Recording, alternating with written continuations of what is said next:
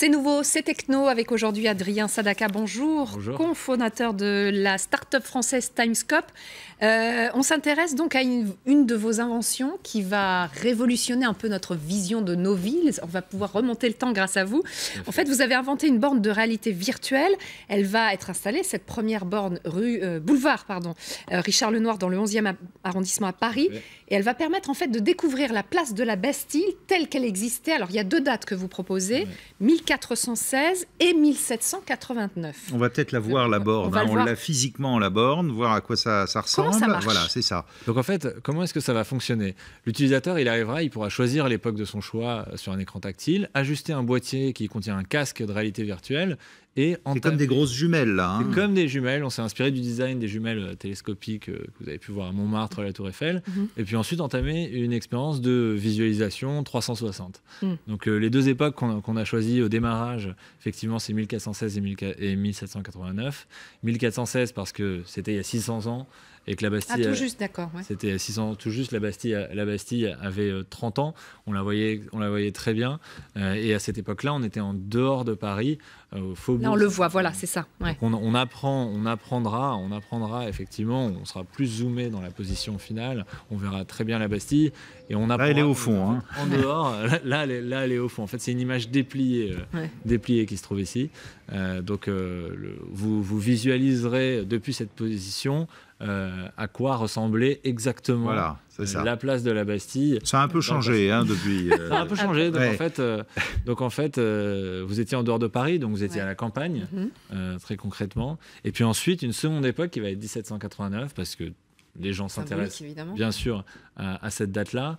Et là, l'idée, c'est de montrer la montée de l'atmosphère révolutionnaire. Il faut savoir que la Bastille, elle a été détruite en plusieurs mois par les Parisiens. Donc nous, on va montrer au petit matin de la Révolution à quoi ça ressemblait, avec, pour le coup, des bruitages d'époque, mais aussi des Parisiens qui commencent à s'emparer et à détruire. Oui, parce que là, on a vu des photos, finalement, c'est fixe, mais ce sera une vidéo. En fait, techniquement parlant, ce sera une vidéo 360 stéréoscopique. C'est-à-dire que c'est un petit peu comme une image sphérique, animée, avec de l'animation, des personnes, des gens. Et l'avantage pour nous de faire de la vidéo, c'est qu'on peut pousser le niveau de qualité au maximum par rapport à des techniques de temps réel plutôt utilisées dans le monde des jeux vidéo. En gros, comme si on y était, quoi. Comme si on y était, c'est vraiment ça. Et il y aura des explications, vous expliquez ce qui se passait ce jour-là, comment on a pris la Bastille, comment... Ouais. Au niveau des explications, il y aura un écran tactile sur la borne, sur lequel on remettra en contexte l'expérience, où est-ce que l'utilisateur se trouvait, ce qu'il va pouvoir voir, etc. Et ensuite, au niveau de l'expérience, on a préféré être vraiment dans l'immersion.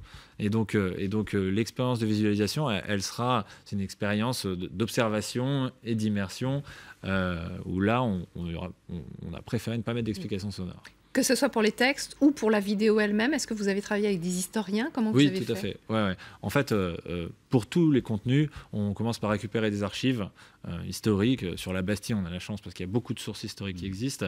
On récupère ces archives, ces plans, ces cadastres.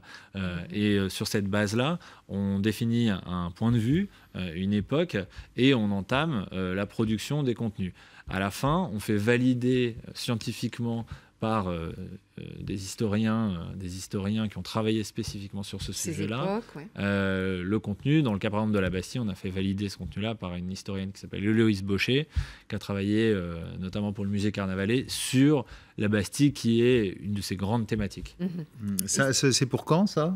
C'est pour mars, donc ça arrive très bientôt. Dans quelques jours. On annoncera effectivement dans quelques jours. On annoncera sur nos comptes réseaux sociaux, Twitter et Facebook, la date d'inauguration. Donc j'invite les téléspectateurs à se rendre sur ces pages-là pour nous suivre. Savoir plus. C'est payant, hein, quand même. C'est payant, tout à fait. C'est 2 euros. C'est 2 euros. Le modèle économique sur la Bastille, c'est une expérience payante où l'utilisateur, un petit peu comme une longue vue, arrive, paye et profite de. Et il y en aura plusieurs des bornes comme ça Place de la Bastille, on a choisi vraiment d'être sur une avant-première avec une borne. C'est une totale exclusivité, c'est un produit qui n'existe pas nulle part ailleurs. Et ensuite, on dupliquera ce dispositif-là sur la base de ce qu'on aura pu, des retours qu'on aura pu prendre des utilisateurs dans d'autres lieux à Paris et dans d'autres capitales européennes. Pourquoi pas. Alors quand vous dites c'est unique, c'est-à-dire qu'on nulle part au monde on a vu ce genre de Non, on n'a vraiment jamais vu ce genre de jumelles ailleurs, avec en plus une dimension historique et patrimoniale. En fait, on a choisi la place de la Bastille pour lancer ce dispositif-là pour 2 raisons. Première, c'est que la Bastille est un lieu emblématique que beaucoup de touristes viennent voir sans vraiment comprendre pourquoi est-ce que la forteresse... Mais non, parce qu'il n'y a plus rien, effectivement. Ici. Il n'y a plus rien, il y a quand même la colonne de Juillet, mais il y a Vous n'allez pas le faire sur la Grande Arche de la Défense, par exemple, ça aurait moins d'intérêt. Pourquoi pas. mais effectivement, c'est moins emblématique dans l'histoire française. Et puis, donc ça répond à un besoin de touristes et de Parisiens qui se demandent où est-ce que la Bastille se situait. Et puis, c'est aussi une place qui va être amenée à évoluer dans le cadre du projet de rénovation de place de la ville de Paris. Et ça illustre bien la dualité du projet. La borne, elle permet de visualiser le passé, mais aussi de montrer à quoi ressemblera un lieu à l'avenir. À l'avenir. Comment vous avez eu cette idée? Parce que vous dites mais effectivement, tout part de vous, en fait. Vous êtes 2. On est 2, ouais. On est 2 au départ, mais on est maintenant une équipe de 7 personnes. Donc l'idée part de Basile Ségalen et moi-même. Donc Basile, mon associé, cofondateur et meilleur ami. En fait, c'est important de le préciser. C'est important de le préciser parce que l'idée date d'un voyage purement... banal de deux copains. On a voyagé en Italie et à Pompéi en 2010 et on s'est dit c'est complètement génial cette expérience à Pompéi, mais finalement il manque quelque chose, on aimerait bien aller plus loin. À cette époque-là, il y avait des supports mobiles et tablettes, mais pas de casque de réalité virtuelle. Et lorsqu'on a entendu parler des casques de réalité virtuelle en 2013, lorsqu'on les a testés, on s'est dit c'est la réponse parfaite. Mais c'est le fantasme de tout tourisme, effectivement. Quand on se retrouve dans des lieux un peu comme ça, de ruines, on se dit mais comment c'était avant? On est toujours un peu frustré. Vous répondez finalement à cette frustration grâce à cette machine. On s'est posé les questions de plusieurs types de supports et puis on a testé notre dispositif, notamment place de la Bastille.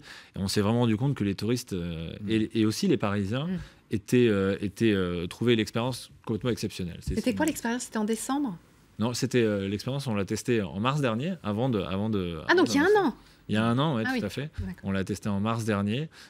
Et avant de lancer la production, le prototypage et il fallait d'abord un petit retour pour voir exactement sur quoi vous pouviez travailler. Exactement, on a testé ça de façon très basique et on s'est rendu compte que ça faisait vraiment sens de pouvoir comparer très simplement et très intuitivement à quoi ressemblait la place 600 ans en arrière et à quoi elle ressemble aujourd'hui.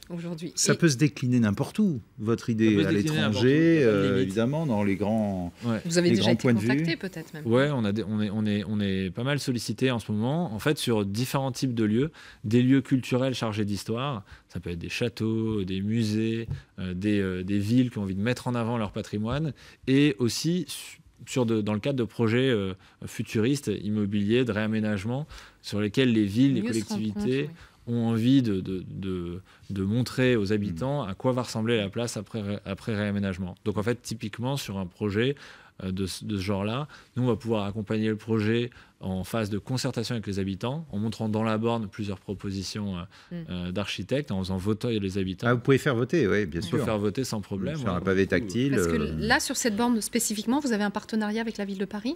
Sur cette borne spécifiquement, on est dans une expérimentation et la mairie de Paris nous donne une autorisation de nous installer.